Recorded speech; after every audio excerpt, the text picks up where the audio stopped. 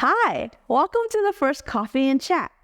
In these chat sessions, we'll be discussing topics regarding bag making. For today's chat, we will be talking about sewing tools you need to make your own bag.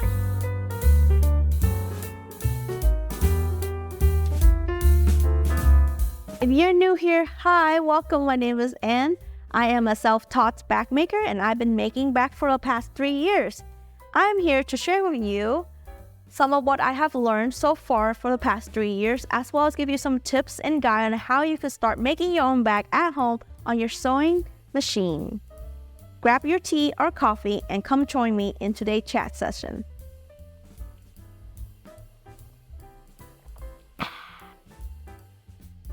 Before I show you what tools you need, I want to say that these tools are geared towards making bag using cotton materials.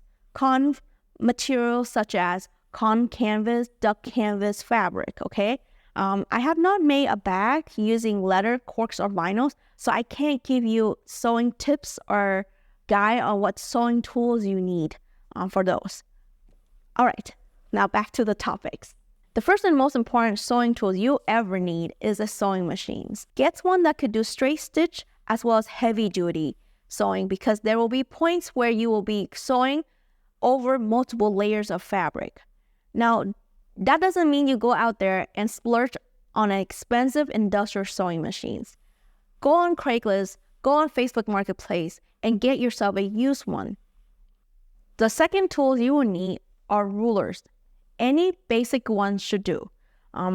Here's one I have that is a foot-long ruler that I use to this day to cut out all my fabric pieces. If you have a big fabric piece, you could also use a simple basic yardsticks.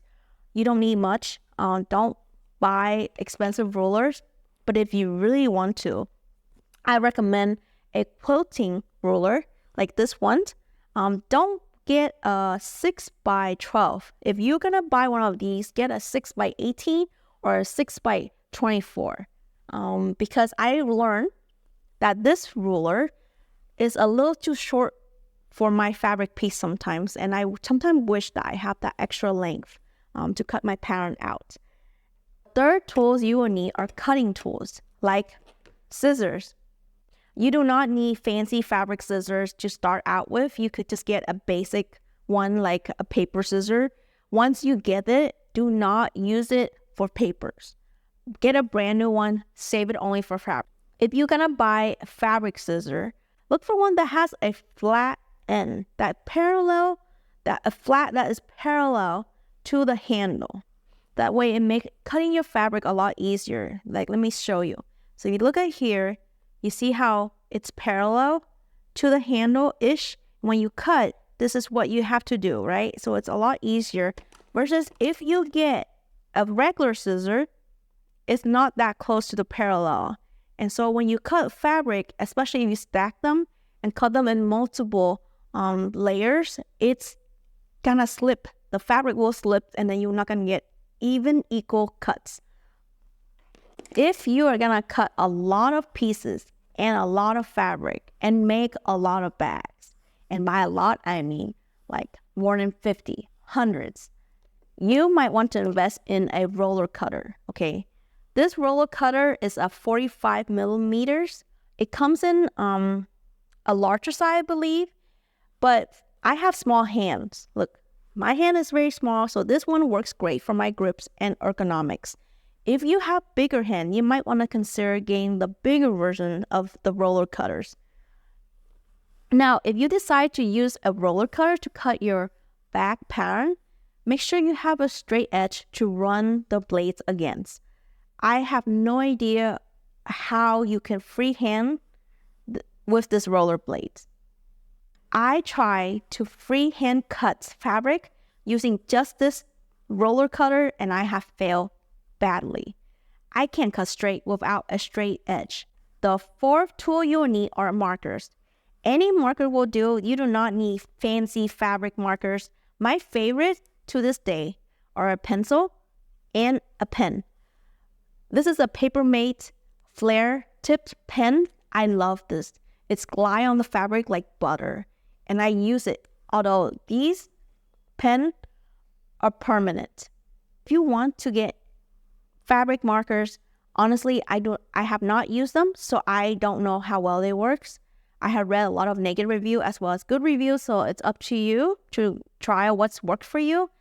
What I found works are chalk pens. These is a Clover chalk pen.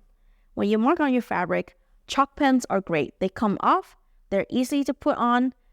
If you are going to use a lot of dark fabric, like a black fabric or a dark blue, dark navy, dark gray, a black pen and a pencil will not work because you will not be able to see the line you mark.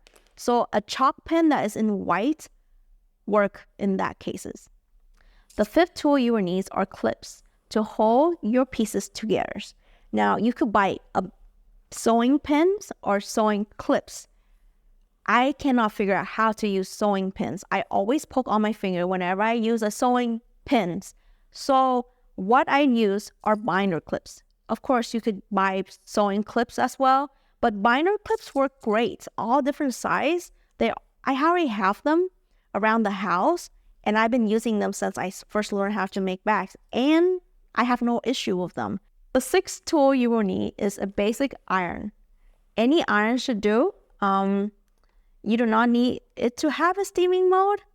If you need to steam your fabric and you have an iron that does not have a steaming mode, all you have to do is put water in a spray bottle and then spray on your fabric, then iron over it, and it works.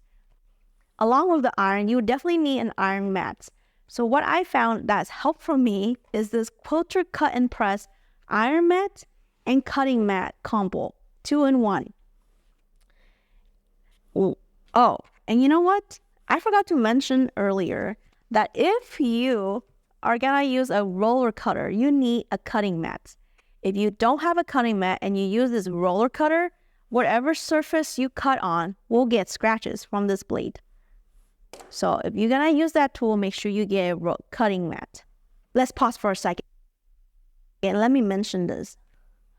The first 6 tools that I just listed is all you need. You do not need anything else to start making bags, honestly. There's so many tools out there for every single part of bag making that is helpful, but it's not a necessity. So that's the minimum that you need. What I'm going to discuss next is just some tools that I found very helpful that I think would be nice to have, but it's not needed. Okay? So feel free to get them if you want. But what I recommend for beginners is just buy the minimum. Don't go out and buy every tools you ever need because who knows, you might not like bag making. 7 tools that I found very handy is this combo creaser and point turning tools. Point turning tool, creaser. The creaser side is handy if you're making like a really small pouch that you just need to crease or some fabric that you can't iron on. Turning side is handy in that you could use it to turn out the box corner of your bags. The 8th tool that I found very handy is a seam ripper. It's a lifesaver. You make a sewing mistakes. Seam rippers come in handy so that you could rip out all your stitches and redo them. I have made many mistakes when I sew, and to this day I still make mistakes. So every time I make mistakes, I pull out the seam rippers and I rip out all those thread that I just sewed through and then redo the pieces. So this is like a magic eraser that allows you to restart and correct your mistakes. And that's it. That's all the sewing tools I find very helpful and that I use every day when I sew a bag. I hope you find this sessions very helpful and you enjoy sitting here and having a coffee or tea and chatting with me. If you have any questions or topics you want me to discuss in my next coffee and chat sessions, leave me a comment down below.